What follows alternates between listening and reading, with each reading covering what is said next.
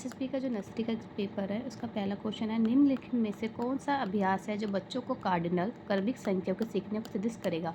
Cardinal का मतलब क्या है, तो बच्चा एक तरह का नंबर सीखेगा। कार्डिनल का मतलब बच्चा जैसे दौड़ लगाई तो बच्चा first division, second division, third आया तो बच्चों को एक तरह के नंबर की पहचान हो जाएगी। तो एक तरह का एक बोरी की दौड़ में छात्रों के सापेक्ष स्थिति, जब बच्चों की दौड़ लगाई जाएगी तो बच्चों को समझाया जाएगा कि बच्चा फर्स्ट आया है, सेकंड आया है, थर्ड आया है, तो बच्चा एक तरह से क्या है, बच्चा कार्डिनल और क्रमिक संख्याओं को सीख जाएगा। तो ये फर्स्ट सेकंड थर्ड एक क्रम में भी बच्चा सीख सकता है। गरिमा अपने जो 5 वर्ष की बेटी है उनके साथ एक एक्टिविटी करना चाहती है। उसमें बच्चों को क्या चाहती है कि उस बच्चे की गणितीय अवधारणा यानी मैथ की जो कॉन्सेप्ट है बच्चे में विकसित हो जाए।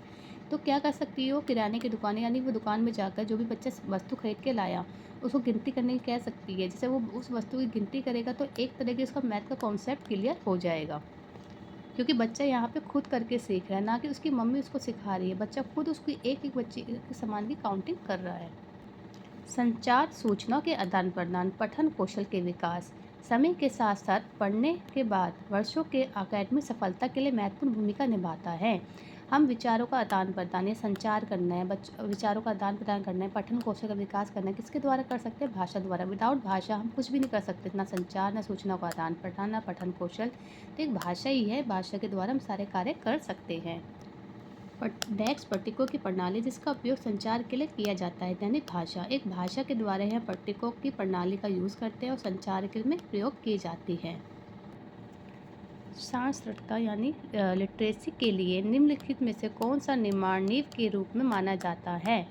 क्या होता है, बच्चा बोल के, बच्चा सुन के इसका विकास होगा लिटरेसी का, पर गा के नहीं हो सकता, चित्र द्वारा भी होगा, समझाने की भी। तो लिटरेसी के अंदर बोलना, सुनना, चित्र समझाने की सबको इंक्लूड किया जाता है, माने गाने को इंक्लूड नहीं किया जाता। ऑप्शन देख लेते हैं 1, 2, 4, 5।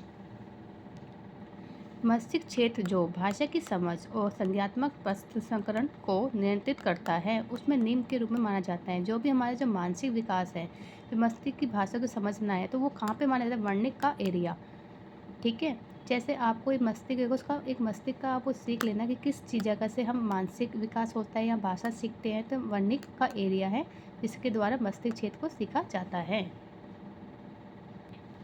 किस आयु वर्ग से संबंधित बच्चों को बड़बड़ाने की शुरुआत होनी चाहिए, यानी पापा, दीदी जैसे अक्षर से बोलने की दोहराई की सीखना। जैसे बच्चा 6 महीने का पूरा हो जाता है तो 6 महीने के बाद ये बाप बापा, दीदी जैसे अक्षरों को बोलना स्टार्ट कर देता है। जैसे 7 से 11 महीने का जो बच्चा आएगा इसमें इंक्लूड किया जाएगा। 6 महीने तक, 6 महीने के बाद बच्चा ये चीज़ें स्टार्ट कर देता है।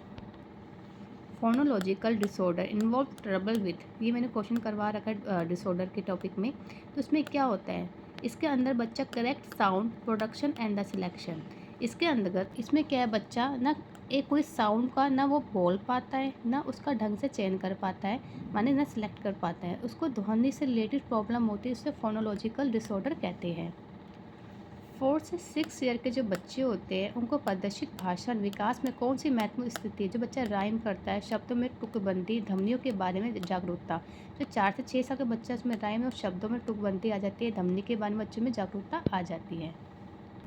प्रतिनिधित्व के विकास के साथ साथ अमूर्त विचार में डैश योगदान देता है। जो भी हमारा जहाँ भी हमारा खेल आ जाए, क्योंकि खेल के द्वारा बच्चा बहुत सारी चीज़ें सीख जाता है और आसानी से सीखता है। और हमारे तक कहा ही गया है कि बच्चा खेल खेल में बच्चों को सिखाओ, तो उसके अंदर अमूर्त विचार में खेल योगदान देता है। अर्ली चाइल्डहुड केयर एजुकेशन जो है, बुनियादी पहलू यह है कि शिशु और बच्चों को डैश की आवश्यकता होती है और उन्हें अपनी सभी इंद्रियों का उपयोग करके सक्रिय होने के अवसर प्रदान करने चाहिए।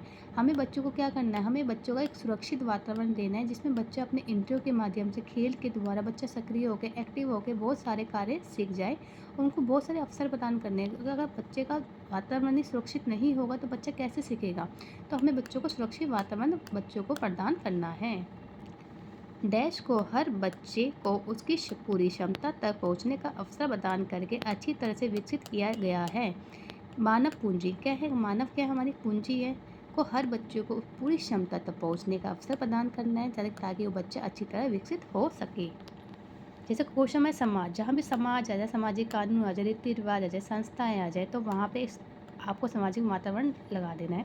समाज, व्यक्ति की संस्थाएं, सामाजिक कानून, रीति रिवाज जिसके द्वारा मानव को विकास को विनियमित किया जाता है, निम्न में से गठित करता है सामाजिक वातावरण। सामाजिक वातावरण में ही बच्चा सामाजिक कानून, रीति रिवाज, लोगों से मिलना जुलना सब सीख जाता है बच्चा।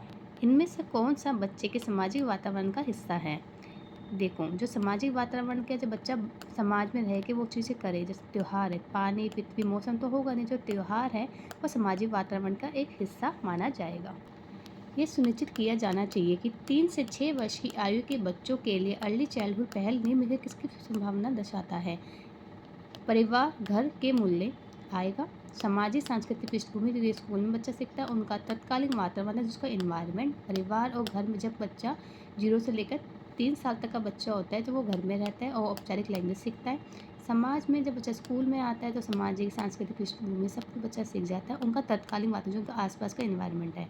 पर समकालीन विश्व के सामने आने वाली समस्या 3 से 6 साल का बच्चा इसमें इंक्लूड नहीं किया जाएगा। तो फर्स्ट, सेकंड, थर्ड आपका ऑप्शन ठीक है। किस आयु वर्ग के बच्चों को पता लगाने, स्पर्श करने, स्वाद लेने, सूंघने, पर्यावरण के साथ प्रतिक्रिया देने के अवसरों को आवश्यकता होती है? जिन पियाजे ने 0 से 2 ईयर बताया था कि बच्चा स्पर्श करके, स्वाद लेके, सूंघ के बच्चा क्या करता है, अपने एनवायरनमेंट में बच्चा सीखता है। तो क्या है, बच्चा उसमें तो 0 से 2 ईयर लिखा था, उसमें 3 ईयर तो हमारा कट ही गया, 4 से 6 महीने तो आएगा नहीं, 9 से 18 महीने नहीं आ सकता। तो 7 से जो 12 महीने का जो बच्चा है, जो बच्चा तो क्या करता है, स्पर्श करके, स्वाद लेके, सूंघ के, पर्यावरण के साथ बच्चा सीखता है। विकासात्मक शिक्षा शास्त्र के अनुसार भाषा को किस क्रम में प्रतिक्रिया को द्वारा सिखाया जाना चाहिए? सबसे पहले बच्चा जब छोटा होता है, आपको पता होना चाहिए, जब बच्चा छोटा होता है सबसे पहले क्या होता है, वो सुनता है, वो सारी बातें सुनता है। जैसे वो सुनता है, अपनी माँ को की बातें सुनेगा, अपने रिश्तेदारों की सुनता है, तो सुनने के बाद वो कोशिश करता है बा बा बा बोलने की। जब बोलना सीखता है तो उसके बाद वो पढ़ना भी सीखता है। हाँ, ये एक उसके बाद वो एंड में बच्चा लिखना सीखता है। सबसे पहले हमारा सुनना आएगा, बोलना, पढ़ना और लिखना।